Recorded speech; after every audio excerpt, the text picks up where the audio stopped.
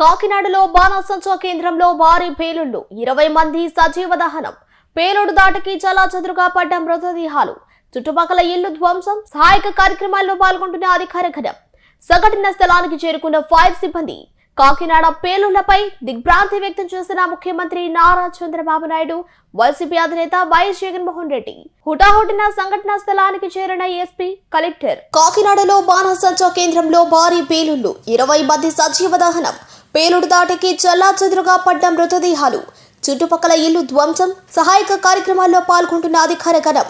సంఘటనా స్థలానికి చేరుకున్న ఫైర్ సిబ్బంది. కాకినాడ పేలుళ్లపై దిగ్భ్రాంతి వ్యక్తం చేసిన ముఖ్యమంత్రి నారా చంద్రబాబు నాయుడు, వైసీపీ అధినేత వైఎస్ జగన్మోహన్ రెడ్డి. హుటాహుటిన సంఘటనా స్థలానికి చేరిన ఎస్పీ, కలెక్టర్.